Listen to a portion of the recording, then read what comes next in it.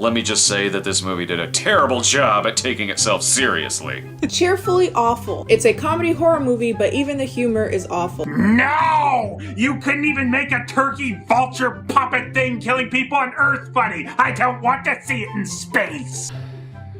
The fact of the matter is, a low budget doesn't excuse a lack of creativity. You can still choose creative angles, cut the film in an interesting way, and spruce up the dialogue, all without a budget. Okay, maybe he could have used some help writing the script. Wait a minute. This film was written by 5 separate human beings? Wow. Anyway, Pester, what did you think of Thankskilling? This is a movie I've seen in my life. This film, all that I ask is that you do not pay 1 I was cent. bored, and the film is only an hour long. You kids are retarded! Taken seriously? Thankskilling.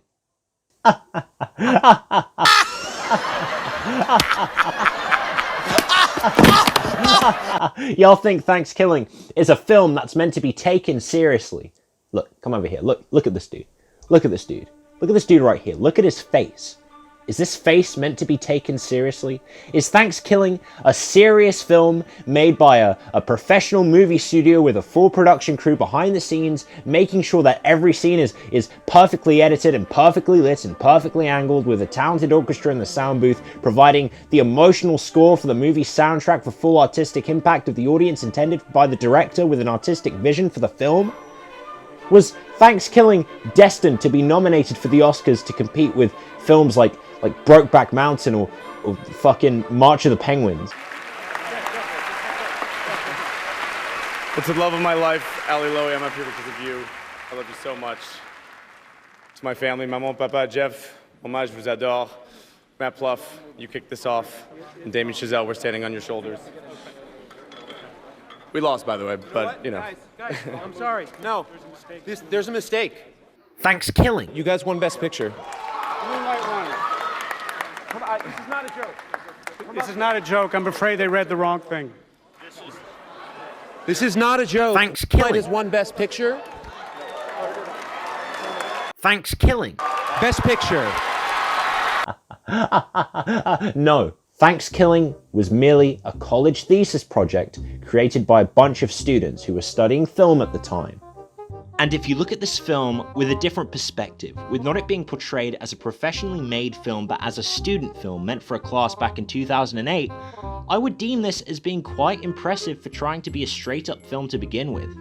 From the gory effects to the story structure to having an actual budget for a student film, it then drastically leaped from being shown in classrooms to being shown in select cinemas, and then from there having a cult following big enough to garner enough money in Kickstarter to make a sequel, to then additionally transition the first film into an actual real musical.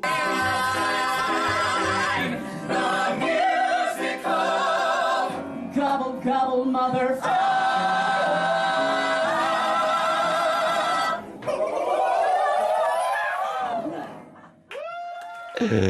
You gotta look at them and be honest and think that maybe, just maybe, they're doing something right enough to warrant all of this happening. Keep in mind, Thankskilling started off as a student film.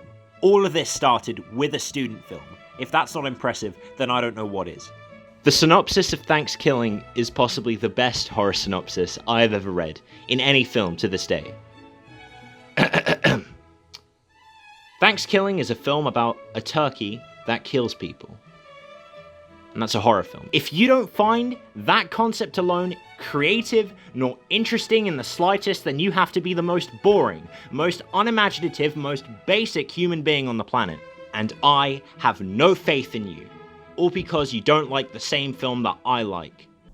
At least this film stands out with being a horror film. Most modern day horror films nowadays lack actual variety and actual originality, with a few exceptions. They all feel the same. You see over 100 horror films, you've pretty much seen them all to the point of correctly guessing what's going to happen within a horror film you're watching, like some sort of magic movie fortune teller. In these stereotypical, lazy, over-budget horror films, you know exactly which characters are gonna die, you're gonna know when the cheap jump scares will turn up, because with every shitty horror film you've watched, you begin to memorize the actual structure of horror movies, which makes pretty much every film you see predictable. You know, me and a few mates on Discord recently tortured ourselves by seeing the entire Insidious franchise, and everything we predicted in the beginning actually happened within every film in that franchise we saw. Watching mind-numbing horror films that leave no impact with me afterwards is depressing and is beginning to be tiresome for the genre, making the experience feel uninspired and worn out. But then I stumbled upon the film Thankskilling and rewatched it over and over and over again, analyzing every single frame of that film. And then I looked up to the night sky and gently whispered to the stars with a twinkle in my eye and a teardrop down my cheek, if every film in the world was Thankskilling, we wouldn't need a heaven. We'd already be there. Thankskilling acknowledges the existence of shitty horror movies that are now common in this day and age, and intentionally parodies them to the point of the movie being self-aware. Remember, this film is not parodying horror films, it is parodying shitty horror films. There's a difference.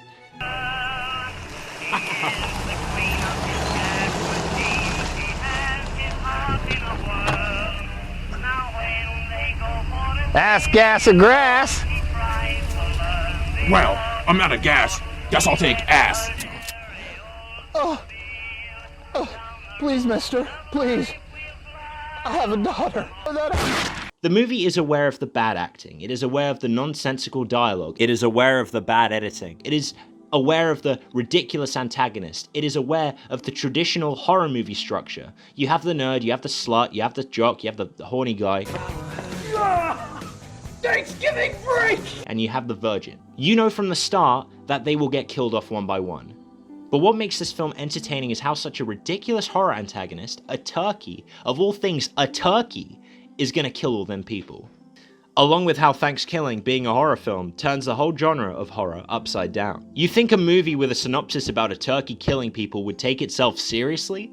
No, of course not, because the movie is aware of how ridiculous the story is. They actually have fun with it. They don't explain why Turkey can talk, nor how he can hold an axe to kill people with, or how he can drive a car with his feathers and small turkey body, or even how he manages to look unsuspicious to his victims by dressing up as the girl's dad by carving his face and putting it on him as a face mask. The movie doesn't bother to explain nor think logically nor realistically within a story setting, because they know that if they did that, the film would be boring. The film would have lasted longer, all because they would have added filler bullshit in the middle to explain to the audience why the turkey does this or why the turkey does that, blah blah blah. There's no such thing as an evil turkey. There's no such thing as an evil turkey. Oh wait, I lied.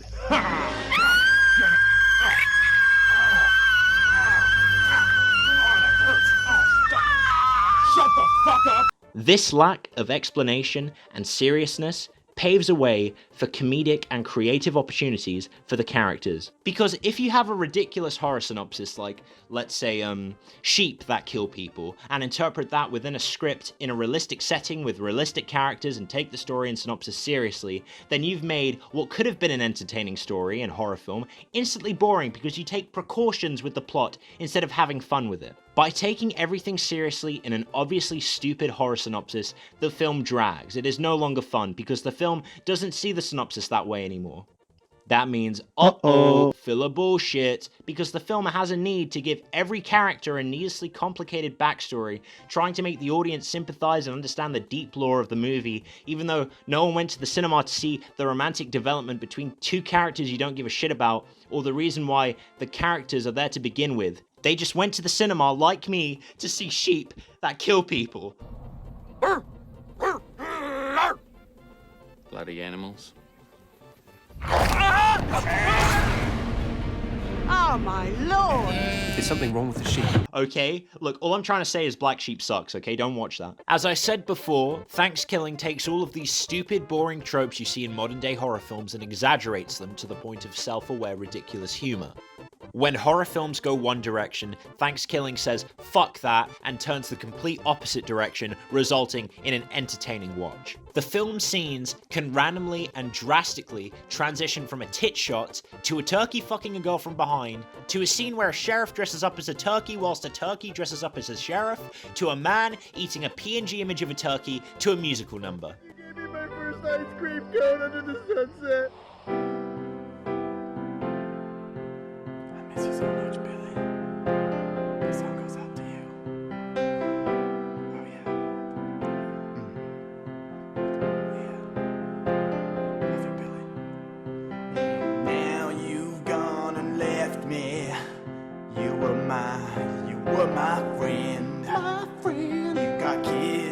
goodbye turkey. Who's not my friend? Oh, Billy, Billy, Billy, you were my best friend.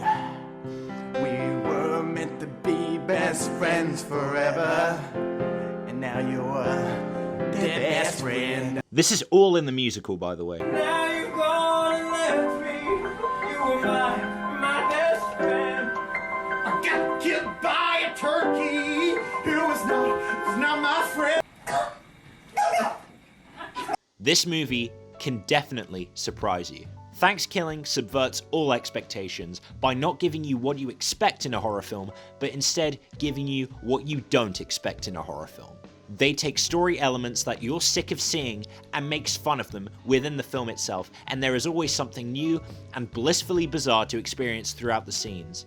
And if anything, the movie demakes the shitty horror movie genre by poking fun at their plots and structure, as most of them suffer the same problem as Black Sheep. The whole genre of horror films that consist of taking something that isn't scary and making it scary is usually a hit or miss when it comes to fruition.